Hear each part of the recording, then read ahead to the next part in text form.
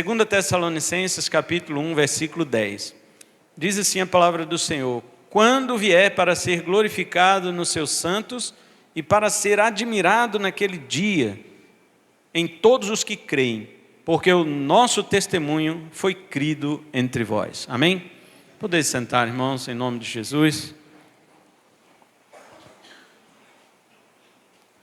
Na semana passada nós tivemos a festa do grupo de homens, foi uma bênção, falamos sobre o reino de Deus, e encerramos com aquela pregação acerca do reino consumado, que fala sobre o governo de Deus, por meio de Cristo Jesus, que será o Rei eterno, no seu manto, diz o Apocalipse capítulo 19, versículo 16, que no seu manto está escrito Rei dos reis e Senhor dos senhores, sobre a sua coxa. E o nosso Senhor Jesus Cristo governará para sempre, Ele reinará para sempre, seu reino é eterno. E como coincidiu esse assunto que nós falamos na festa dos varões, com o texto que nós estamos pregando em 2 Tessalonicenses capítulo 1. Nós estamos falando aqui como que a parousia, ou seja, como a vinda de Jesus vai realmente dividir a humanidade. Eu já repeti isso para os irmãos. A humanidade já está dividida, os filhos de Deus e os filhos do diabo. Quando nós falamos filhos de Deus e filhos do diabo, não é a mesma proporção. Os filhos de Deus, Deus gerou. Os filhos do diabo não foram gerados pelo diabo. Eles são filhos do diabo no sentido de fazerem as suas práticas, no sentido de terem um pai espiritual que faz aquilo que eles fazem e faz com maestria. O diabo faz as suas obras, as suas artimanhas, e os homens aprendem. Não é por causa do diabo que os homens são maus. Os homens são maus porque nasceram em pecado. Os homens são maus porque eles estão distantes da glória de Deus. Todos pecaram, Romanos 3, 23. E estão distantes da glória de Deus. Então o homem pratica suas maldades. Mas a maldade que existe no homem é a mesma que existe no coração do diabo. A única diferença é que a maldade no coração de Satanás, ela não tem limite. Ela é uma maldade que tomou ele por inteiro. E os homens, os seres humanos, eles, apesar de serem maus, eles ainda preservam em si algo da glória ou da imagem de Deus sobre suas vidas. Porém, o apóstolo Paulo está dizendo que cada tempo que vai se aproximando da vinda de Jesus, os homens vão ficando piores. Os homens vão se amoldando ao seu pai, ao seu padrão, que é Satanás, o príncipe deste mundo. Os homens vão se parecendo mais com ele. Isto significa que Deus está retirando a sua mão restritiva. Deus está afastando a sua graça protetora e os homens estão sendo entregues cada vez mais ao seu próprio pecado. É por isso que eles ficam piores. E isto vai culminar, isto vai terminar no dia em que Cristo vier. Como nós lemos no versículo 7, que diz assim: e a vós cristãos que sois atribulados, descanso conosco. Quando é que virá o descanso? Quando o Senhor Jesus se revelar desde o céu. E no versículo 7 ele fala, com seus anjos poderosos. E no 10, ele volta, os irmãos lembram que versículo 9, na semana retrasada, eu usei o versículo 9 somente para provar para vocês que o inferno dura para sempre, sim. E as pessoas condenadas lá, elas estarão condenadas eternamente, sofrendo punição eterna. As seitas que negam isso, principalmente, são as Testemunhas de Jeová, os Mórmons e os Adventistas. Mas tem muitos mais que negam isso, que negam que o inferno dure para sempre. Mas na semana retrasada nós provamos e desmantelamos todos os argumentos deles, que dizem que o inferno não existe, alguns falam que não existe, e outros dizem que apesar de existir, ele terá um fim. As pessoas não têm nenhuma base bíblica, nenhum apoio bíblico para falar estas coisas, a não ser eles têm a única coisa, o apoio dos seus pensamentos mundanos, seus pensamentos que criaram um Deus conforme o seu próprio desejo. Um Deus que é só amor, que não é justiça, entendeu? Um Deus que é só amor, mas não é justiça. Um Deus que é bondoso, mas não é juízo. Um Deus que é misericordioso, mas não é verdade. Porque a Bíblia diz que o amor, mesmo o amor que eles entendem, é errado. Porque a Bíblia diz que o amor não se alegra com a injustiça, mas se regozija com a verdade. E essas pessoas, elas não têm o mínimo prazer na verdade. Aliás, quando a verdade é dita, elas se sentem ofendidas. Agora no versículo 10, parece com o versículo 7. Porque o versículo 7 fala de quando. Quando é que acontecerá que Jesus trará descanso para nós? E no versículo 10, Paulo diz, quando é que vai ser essa vingança que nós falamos do verso 9? Quando é que Jesus Cristo vai vingar os ímpios? Paulo diz no 10, quando vier para ser glorificado nos seus santos. Então, quer dizer, toda aquela vingança que ele havia dito no versículo 8 e 9, vai se dar quando Jesus se revelar do céu com seus anjos poderosos, versículo 7. Mas agora Paulo volta ao quando, porém ao invés de falar do furor, do fogo, da vingança e do juízo do versículo 8 e 9, ele mostra que na própria vinda do Senhor, que é terrível, haverá também uma glória, haverá também salvação e uma bem-aventurada visão. A visão beatífica dos salvos, que olharão para o Senhor, que aparecerá nos céus, nas nuvens com poder e grande glória, e eles serão, diz a palavra, Cristo será glorificado nos seus santos, e Cristo será admirado em todos os que creram, ou como diz o grego, em todos os crentes, porque foi crido o testemunho nosso por vocês naquele dia. Deixa eu explicar agora o versículo 10 então. Já entendemos o que Paulo está dizendo. Quanto ao termo naquele dia, que aparece no versículo 10, não sabemos se Paulo se refere ao dia em que ele pregou aos Tessalonicenses, ou se ele está falando do dia da vinda do nosso Senhor.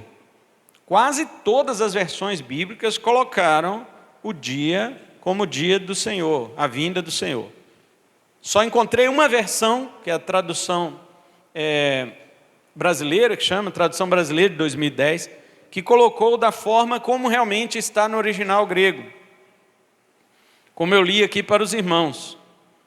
Quando vier ser glorificado nos seus santos e ser admirado em todos os crentes, ou os que creram, porque foi crido o nosso testemunho por vocês naquele dia. Paulo está dizendo que quando ele, Silas e Timóteo pregaram aos Tessalonicenses, eles creram naquele dia que foi pregado. Então o testemunho foi crido naquele dia. Mas que dia? No dia que eu preguei para vocês. Só que nossas Bíblias colocaram não, no dia em que Jesus se manifestar. Como assim? O testemunho de vocês foi crido no dia que Jesus voltar? Não faz sentido nem no verbo. Porque Paulo coloca o verbo no passado. O nosso testemunho foi crido por vocês naquele dia. Mas que dia? Não tem como ser quando Jesus voltar. Então eu interpreto, ou eu traduzo este versículo diretamente do grego, diferente das nossas versões que colocaram esse dia como dia do Senhor. Eu estou inclinado a seguir a ordem do texto grego, que diz que o testemunho de Paulo, Silas e Timóteo foi crido pelos Tessalonicenses no dia em que pregaram o Evangelho para eles. Então Paulo está dizendo assim, quando o Senhor vier do céu para ser glorificado nos seus santos e ser maravilhado por todos os que creram, aí ele abre um parênteses, porque realmente vocês creram naquele dia que nós pregamos para vocês. É isso que Paulo quer dizer. Isso é tão maravilhoso, porque você que crê em Cristo agora, você acha que a sua fé, ela não vai ter nenhuma recompensa. Talvez você pense que a sua fé em Cristo não terá nenhum resultado magnífico, mas a Bíblia diz que Jesus, quando voltar, ele vai manifestar-se no céu contra todos aqueles que nos perseguiram, os opositores, e ele mesmo, ao se revelar no céu, ele será glorificado naqueles que crerão. Jesus vai exibir os crentes para a sua glória. Nós seremos expostos para todos os incrédulos que nos perseguiram, que rejeitaram o Evangelho. os próprios anjos e demônios espiritualmente caídos, que perseguiram nós aqui no mundo hoje, ainda que nós não vejamos, eles contemplarão o povo de Cristo totalmente glorificado. Cristo será glorificado naqueles que creram. É isso que Paulo está dizendo. Agora veja alguns contrastes. Para os ímpios, versículo 8, Jesus virá tomar vingança. Para os crentes, versículo 10, ele virá para ser admirado. Olha que diferença, irmãos. Se você é ímpio, se você é incrédulo, se você ainda não aceitou a Jesus, se você não se converteu ainda, e isso não interessa.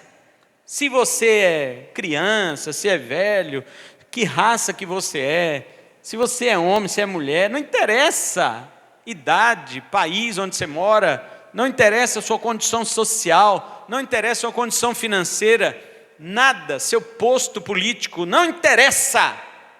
Se você não tem Cristo, a Bíblia diz que quando Ele vier, Ele virá para tomar vingança. Mas se você tem Cristo, se você creu no testemunho de alguém que pregou o Evangelho para você, então Jesus virá para ser Ele admirado por meio de você.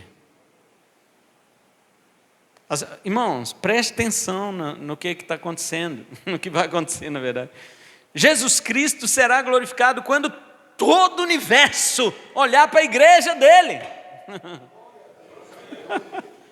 O universo inteiro, espiritual e físico, vai olhar para a igreja de Jesus glorificada e vai dizer: glória ao Senhor Jesus, o Filho de Deus. Porque Paulo diz em Filipenses que toda língua confessará que Ele é o Senhor, para a glória de Deus Pai. E eles vão fazer isso olhando para nós, olhando para a igreja. Eles vão olhar para nós e dizer assim: o que foi que nós perdemos? O que foi que nós perdemos? Por que não cremos no testemunho deles? Por quê? Hoje eles estão lá parecidos com Jesus, com seu Senhor, e nós estamos sendo vingados. Enquanto os ímpios, outro contraste, enquanto os ímpios estarão longe da glória, olha aí o versículo 9, ó, os quais serão punidos com eterna destruição, longe da presença do Senhor e da glória do seu poder, os salvos glorificarão a Jesus, estarão na glória de Jesus. Um estará longe da glória, o outro estará dentro da glória. Olha o verso 10, quando vier para ser glorificado nos seus santos.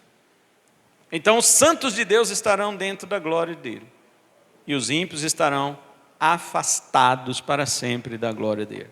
Irmãos, veja outra coisa aqui. A Bíblia diz que todos pecaram e ficaram afastados da glória de Deus, certo? Então eu, você, todos pecaram e ficaram afastados da glória de Deus. Isso não tem ninguém que possa mudar essa realidade bíblica. Mas acontece uma outra coisa. O que Paulo está falando aqui é de um afastamento eterno. Enquanto você está hoje aqui, você tem oportunidade de voltar à glória de Deus. Enquanto você está ouvindo o testemunho que ele diz aqui no verso 10, porque o nosso testemunho foi crido entre vós. Enquanto você estiver ouvindo o testemunho, o evangelho, a palavra pregada, você tem chance de voltar à glória de Deus, que você nasceu separado dela.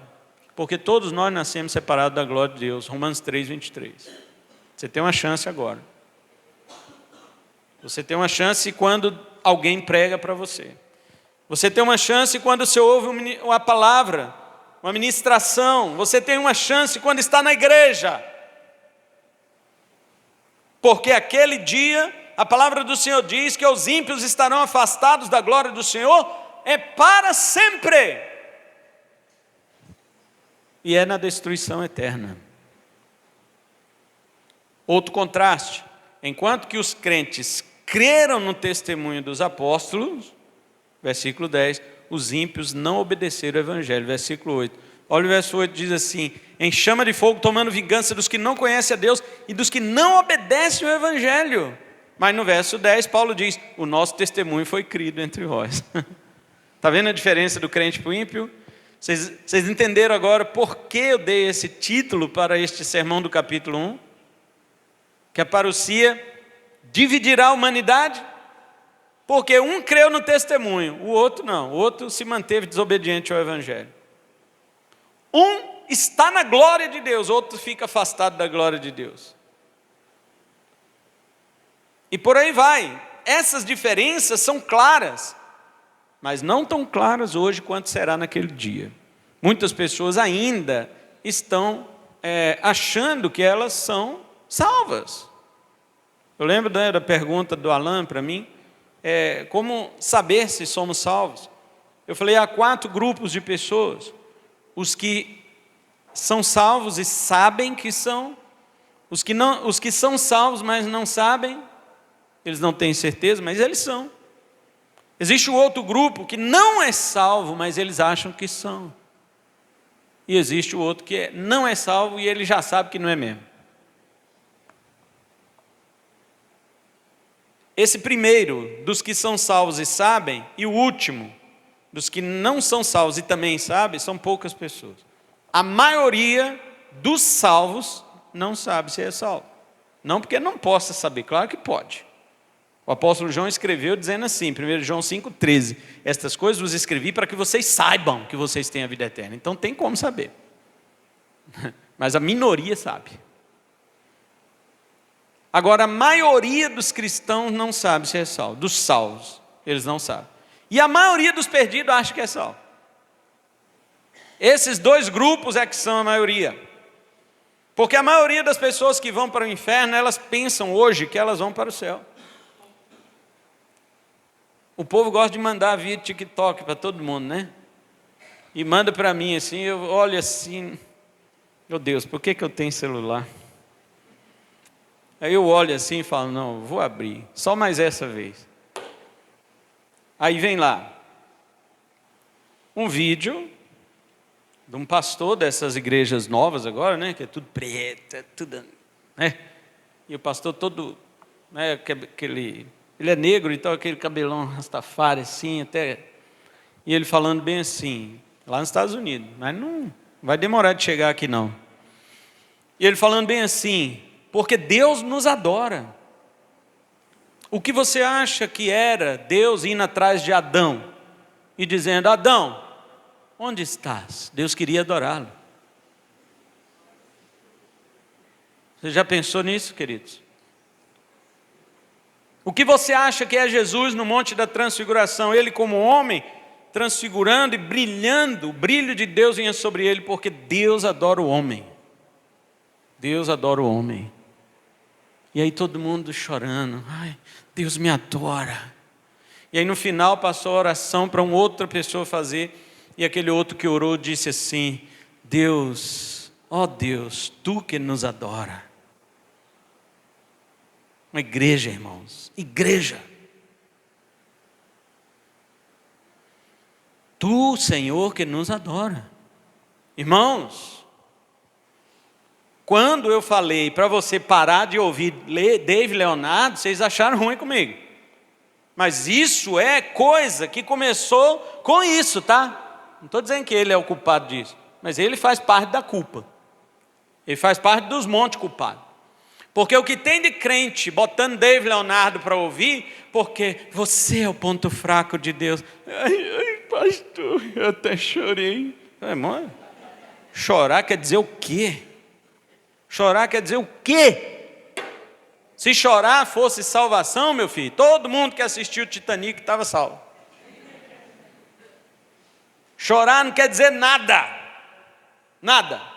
Talvez você está passando problemas e problemas. Problemas psicológicos, problemas espirituais, problema financeiro, problema de casamento, problema de tudo. Chega alguém e fala que você é a menina dos olhos dele, lógico que você vai chorar. É lógico que você vai chorar. Mas chorar não significa nada. Desde quando é sua lágrima que te salva? Que lágrima é essa? Que te salva. Mas está assim. Essas coisas vão piorando. Eu disse, irmãos, tomem cuidado, porque essas coisas pioram. Vocês já perceberam que Paulo disse aos Efésios, capítulo 4, 24, quando ele fala sobre a diferença da nova criatura e a velha criatura? Ele diz que a nova criatura, ela se desenvolve, a nova criatura, ela se renova para o pleno conhecimento de Deus. Mas a velha criatura, ele diz que ela se corrompe segundo as concupiscências do engano. Vocês não prestaram atenção nisso? Alguns prestaram. Eu disse, para com esse negócio de ficar ouvindo coach. Para com esse negócio de ficar ouvindo palestras motivacionais dentro de igreja, porque estas coisas vão descambando, elas vão piorando. Começa te elogiando, mas daqui a pouco rebaixa Deus e coloca Deus ajoelhado diante de você. Isso é uma blasfêmia que o mundo inteiro vai fazer contra Deus. Já está começando, e eu avisei aqui. E eu não estou nem aí para essas pessoas, irmãos. Não me importa a opinião delas. O que me importa é a palavra de Deus. Isso é uma blasfêmia. Quem pediu a adoração de Deus foi o diabo. E Jesus disse, vai-te, Satanás, porque está escrito, só o Senhor teu Deus adorarás, e só a Ele servirás. As pessoas hoje não são capazes de resistir ao diabo. Ao contrário, o diabo ele vem massageando o teu ego. O diabo vem coçando o seu coração para você chorar mesmo. Para daqui a pouco você achar que Deus é o teu serviçal. Cuidado. Deus é Deus, desde sempre e para sempre. Eu e você nascemos ontem, vamos morrer amanhã. Como que ele pode se rebaixar para adorar? Isso é uma blasfêmia de Satanás. Satanás não conseguiu a adoração de Jesus lá no Monte da Tentação. Mas ele quer fazer você como um palhaço dele. Ele quer fazer da gente palhaço dele, para imitá-lo. O que ele fez lá no monte, ele quer que a gente faça, imite. E como eu disse, os filhos do diabo, eles não são como os filhos de Deus. Os filhos de Deus, eles nascem de novo. Os filhos do diabo, não foi o diabo que fez eles nascer. Os filhos do diabo, eles são filhos por imitação. Eles são filhos porque sua maldade aumenta. E eles se tornam cada vez mais parecidos com o seu padrão da maldade. Mas isso vai acabar, porque Jesus virá. E quando ele virá, não adianta você ficar dizendo, não preciso de igreja, eu sou salvo. Não adianta. Não adianta você ficar dizendo, não preciso de pastor, eu sou crente, eu tenho contato direto com Deus. Tem uns crentes que têm um telefone de Deus.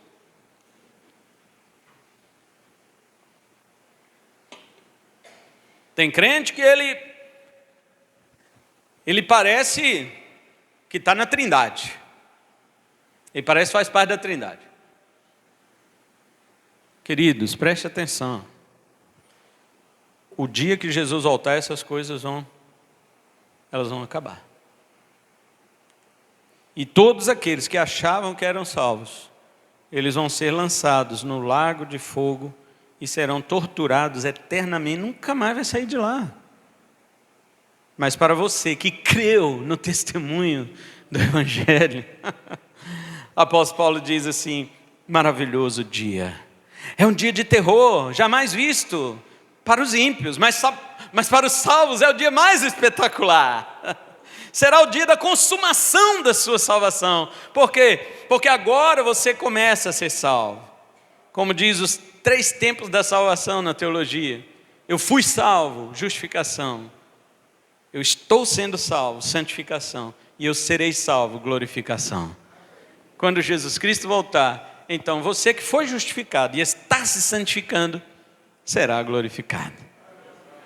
Quando você é salvo no passado pela justificação, você é salvo da culpa. Agora na santificação, que você no presente está sendo salvo, você é salvo do poder do pecado. E na glorificação você será salvo da presença do pecado, porque o pecado não mais existirá. Então os 3 tempos da salvação: passado, justificação, salvo da culpa; presente, santificação, salvo do poder; e futuro, glorificação, salvo da presença do pecado. Ele nunca mais existirá. Seu corpo será igual ao de Jesus, corpo de glória, corpo de glória não peca. É por isso que nossa nova criatura fica gemendo. Vocês já leram Romanos 8:23? Romanos 8:23, Paulo diz assim: e nós também, que temos as primícias do Espírito, gememos.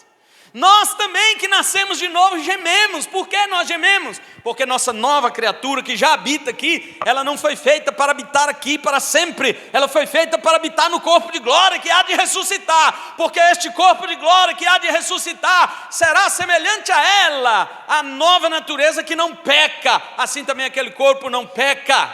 Então nova natureza e corpo glorificado descansarão eternamente. É por isso que crente sente raiva do pecado. Crente que gosta de pecado, ele não é crente. Crente que gosta de pecado, ele não é crente. Ele acha que, é igual eu falei, é daquela turma que acha que é salvo e não é. Você gosta do pecado? Então você precisa nascer de novo. O dia que você nascer de novo, sua nova natureza vai dizer assim: como eu abomino o pecado, como eu odeio o pecado. E ainda praticamos por causa da nossa fragilidade, ainda praticamos por causa da nossa limitação, porque ainda estamos presos a este corpo físico decaído, e também estamos ainda com a velha natureza que bagunça a nossa mente. Mas se você pensar só com a mentalidade da nova criatura, você vai ver o quanto ela é santa, e ela te fortalece para vencer o pecado. Aguarde o dia, meu querido, quando Jesus se manifestar das nuvens. Aguarde o dia. E você vai ver seu corpo de glória. Olha o que Jesus falou em Mateus 13:43. Então os justos resplandecerão como o sol no reino de seu Pai. Jesus será glorificado nos santos. Hoje, meu irmão, você já deve ser um testemunho da glória de Cristo aqui. Mas ali, a glória de Cristo será exaltada sobremaneira. Nem mesmo os anjos poderosos de Deus trarão tanta glória para Jesus naquele dia, embora tragam o seu portento, mas somente a igreja trará a glória de Cristo. Olha o que diz o apóstolo João na sua visão do Apocalipse 21, 10 e 11. Ele diz assim: e levou-me em espírito a uma grande alta montanha, e me mostrou aquela grande cidade, a Santa Jerusalém, descendo do céu da parte de Deus. Você sabe quem é a Nova Jerusalém? É a igreja. Não cai naquela conversinha que Nova Jerusalém é uma cidade quadrada, com ruas de ouro, muros de cristal. Não é isso não. A Nova Jerusalém é você. A Nova Jerusalém sou eu. A Nova Jerusalém é o crente, é o salvo. Todos os salvos de todas as épocas, de todos os lugares. Por que eu sei disso? Porque o anjo falou, eu li. Se você ler, você vai ver que é também. Olha o verso 9. E veio a mim um dos 7 anjos que tinha 7 taças cheias das 7 últimas pragas, e falou comigo dizendo: vem aqui, mostrar-te-ei a noiva, a esposa do Cordeiro. Quem que é a noiva, a esposa do Cordeiro? Está baixo demais. Quem que é a noiva de Jesus? Aleluia! Aí sim, quando ele fala, vem que eu vou te mostrar a noiva do Cordeiro, ele pega João e leva em espírito a uma grande alta montanha e mostra aquela grande cidade, a Santa Jerusalém descendo do céu. Olha aí a noiva do Cordeiro. Foi ele que falou, por isso que eu sei que Nova Jerusalém não é uma cidade, nada. Ela é cidade, mas não do jeito que você pensa. Porque Deus habitará nela, por isso que ela é uma cidade. Então, queridos, quem é que trará a glória de Deus? Você leu aí? Você leu o versículo? Ele diz assim, ó: ela tem a glória de Deus. Versículo 11. E a sua luz era semelhante à mais preciosa pedra, semelhante à pedra de jaspe, clara como cristal. Aí as pessoas, isso aqui é as ruas de ouro. Não, filho, é você. É você salvo, você crente. É você que tem a glória de Deus. Você já reflete a glória de Deus aqui? Pastor, só podemos refletir a glória de Deus lá na eternidade. Mateus 5,16, Jesus falou: assim, pois, resplandeça a vossa luz diante dos homens, para que vejam as vossas boas obras e glorifiquem o vosso Pai que está no céu. Você já pode refletir a glória de Deus agora. Agora. Aqui está a divisão clara e inequívoca entre os filhos de Deus e os filhos do diabo, entre os ímpios e os justos, entre os incrédulos e os crentes. Enquanto os ímpios serão banidos da face de Deus, os salvos contemplarão a sua face. Olharam para ele e foram iluminados, e os seus rostos não ficarão confundidos. Salmo 34, 5 na versão corrigida. Lembre-se, porém, não foi você mesmo que iluminou sua face. Antes, quem foi que iluminou tua face? 2 Coríntios 4, 6. O Deus que disse que das trevas resplandeça a luz, é Ele quem resplandeceu em nossos corações, para a iluminação do conhecimento da glória de Deus na face de Cristo. Foi Deus que iluminou você pelo Evangelho. Pelo Evangelho. Não foi por filosofia, não foi por ciência, não foi por nada, foi pelo Evangelho. O Evangelho sobrepõe a tudo isso. A minha pergunta para encerrar: você creu na palavra que foi pregada para você? Paulo disse que os tessalonicenses creram naquele mesmo dia. Eu não fico com as nossas versões, eu fico com o texto grego. Porque o nosso testemunho foi crido entre vós naquele dia. Que dia? Não é o dia que Jesus vier. O dia que Jesus vier está no futuro. Paulo usa o verbo no passado, foi crido. Foi crido. Então eu fico com essa tradução minha aí, né? Por enquanto. Mas tem a tradução brasileira, né? 2010, que colocou assim também. A única versão que eu achei. Eu te pergunto, você ouviu a mensagem e naquele mesmo dia você creu? Ou você ainda está brincando? Ou você tem deixado o tempo passar?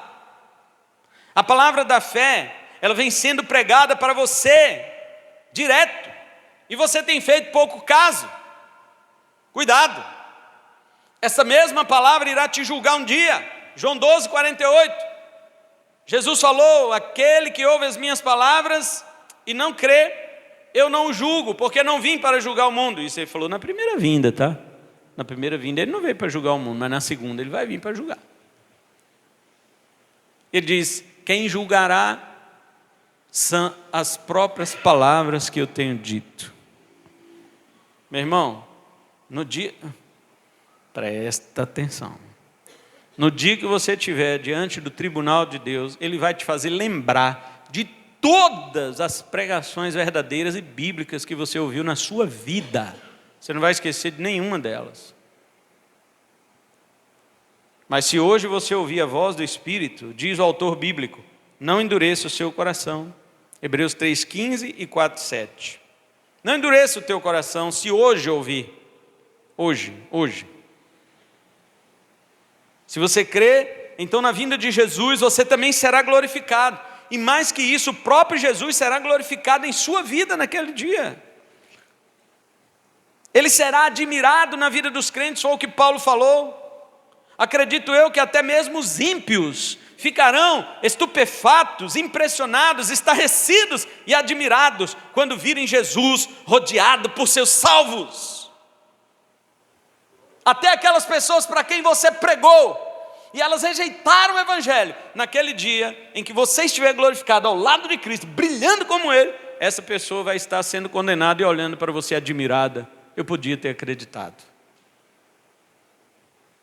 E eu te pergunto, em qual fileira você deseja estar? Na fileira dos que creem ou dos que não obedecem ao Evangelho do nosso Senhor Jesus?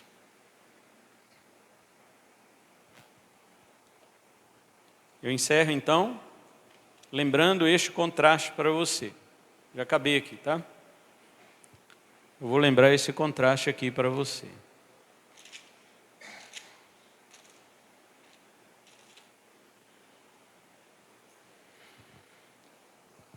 Os ímpios atribulam você. Você é atribulado. Os ímpios receberão de sua tribulação que causam a você chama de fogo, e você receberá descanso com os verdadeiros servos de Deus. Você será glorificado e também glorificará a Cristo. Os ímpios, eles receberão a vingança de Deus. Eles padecerão em chama de fogo, enquanto você gozará a eternidade no céu. Jesus será admirado por meio de você, e os ímpios mostrarão o escárnio, todo escárnio, toda zombaria que eles fizeram contra Cristo, contra Deus, igual esse cara que eu falei, e muitos outros. Você viu o que o movimento do Sem Teto fez, né?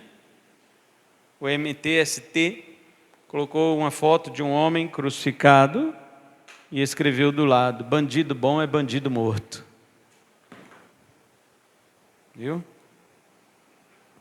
Essas pessoas que estão zombando de Cristo hoje, tem um monte de gente aí que fica defendendo, gritando e berrando. Eu vou defender o juiz eterno? Como que eu vou defender o juiz eterno? Eu que preciso que ele me defenda. Eu preciso que ele me defenda. No dia que ele vier, meu irmão, não tem... Olha, ele vai pegar todas estas pessoas, falar assim: a foto aqui, ó. E agora, o que você me diz dessa foto? Ele vai, a Bíblia diz que até as palavras ociosas que os homens disseram, eles vão ter que dar conta dela no dia do juízo. Imagina essas coisas que fizeram para provocar. Se até as palavras ociosas eles vão dar conta, imagina o que eles fizeram intencionalmente. Porque palavra ociosa você fala sem perceber. Até isso você vai dar conta. Imagina o que eles fizeram intencionalmente. E enquanto você creu no nosso testemunho, os ímpios desobedecem ao Evangelho. Em qual fileira você está, meu irmão? E em qual você deseja estar? Esta é a pergunta que eu deixo para você nesta noite. Que o Senhor tenha misericórdia de nós, em nome de Jesus. Vamos orar.